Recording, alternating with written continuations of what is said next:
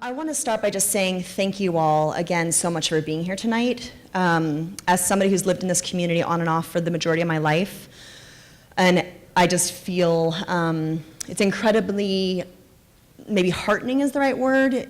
I feel just so much gratitude to be in a room of people who have chosen to come and listen to people talk for a while about kind of heavy stuff. There's a lot of places we can put our energy and our time, and it just feels incredibly empowering to me to be in a room full of people that love the river enough to choose to do this with your night, and to want to be educated and want to be informed. SYRCL is a grassroots organization, and what that means by definition is that it's driven by us.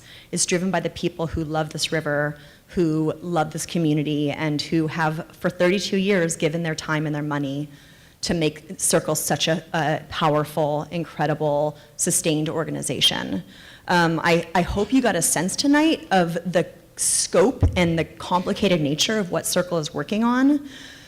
It's, I'm a board member, so each month I go and sit in these meetings and hear about this, and I just have a tiny little grasp of it, and I'm so deeply grateful that there are people who are paid to be SYRCL employees to live this day in and day out and go sit at that table at the FERC relicensing, and it is tedious work that leads to very serious, real results. And I hope, if nothing else, and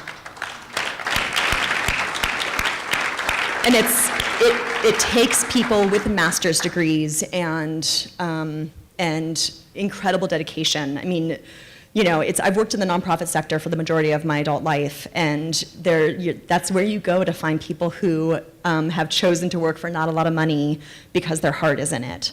The amount that SYRCL has accomplished in the last 32 years is mind-blowing. I think you got some taste of that tonight, but even more importantly, what I want to emphasize is the work that is ahead of us as a community who love this river. We are at a really important crossroads for all kinds of reasons, because of climate change, because of the opportunity implicit within FERC relicensing. There's a lot of very critical work ahead of us in this moment, and I think you probably got a sense of the fact that it's also ongoing work of multiple lifetimes. So this work will continue. I really hope SYRCL will still be here when we are long gone and doing this work, because it's not going to happen. All of it's not going to happen in our lifetimes. The work of taking out a dam is the work of generations. And so there's some amount of hope is kind of implicit in SYRCL's work that we kind of chip away at this. We've made a lot of mistakes in this watershed. We, sort of the global we as a species have made a lot of mistakes. And it's pretty amazing to have an organization like SYRCL that every day has a staff of full-time people that try and undo that, that try and make it a little bit better and engage us as a community to do that as well in all kinds of ways, taking kids out to see salmon. I mean, the magic of that. I've been on probably 15 salmon tours now, and it never gets old to see a kid for the first time seeing a salmon swimming its heart out upriver to do what it was born to do, which is to continue its species.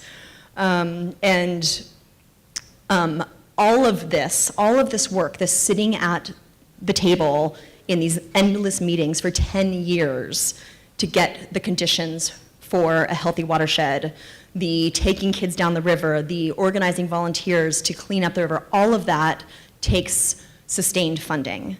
The really critical take home for me after 20 years in the nonprofit world is that the biggest challenge for the nonprofit sector is the fact that you're constantly having to chase money, and that grants are not a sustainable form of funding. You don't know when the next one's going to come. They're usually short-term in nature. They're kind of fickle. You have to give them what they want. And what has made SYRCL such an amazing, impressive organization is the fact that we have been nimble and able to respond to threats on a dime, but also able to be in a leadership role. And what that takes, and is going to take more than ever with the greater challenges that our watershed faces, is a sustainable source of funding.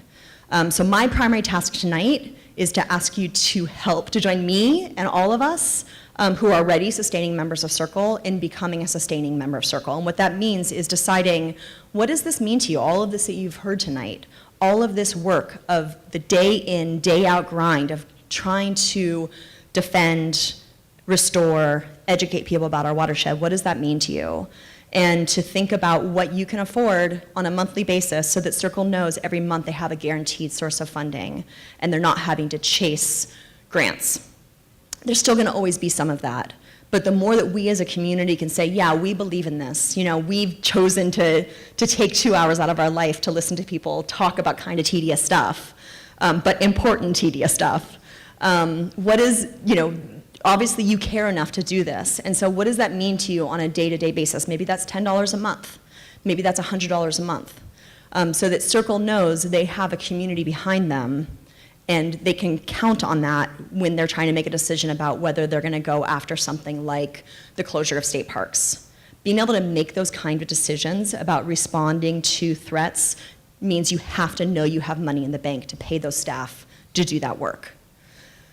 So I want to just implore you to think about that's something that you can do, if that's something that you can think about what this means to you, and I hope that you think about creating a place in your bank account that just is your SYRCL dedicated money. And you just know that every month you don't have to worry about it. You've done your part to support the work that SYRCL's doing, and I hope you do it your entire lifetime and write SYRCL into your will and just think about, you know, part of being, I really mean it, I think that part of living in a place, committing to a place, means that you commit to the betterment of that place.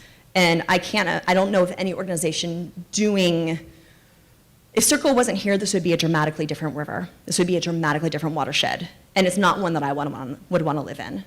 The watershed is the way it is because of SYRCL's work. And I know that if SYRCL went away, there would be immediate threats to the watershed. Things are not happening, horrible things are not happening to our watershed because SYRCL exists. Archon went away, and I want to, you know, Caleb said it sort of gently, but I have no doubt that Archon went away because they saw the formidable foe that SYRCL was going to be. And there's nobody else doing that for the Yuba River watershed. We are the voice of the Yuba River watershed. So that takes all of us not only showing up in this room, getting ourselves educated, showing up as volunteers for the film festival, but it takes us reaching into our pocketbooks and figuring out what we can afford and what this means to us and dedicating money to make sure that SYRCL continues to be able to be the voice of the river. Yeah.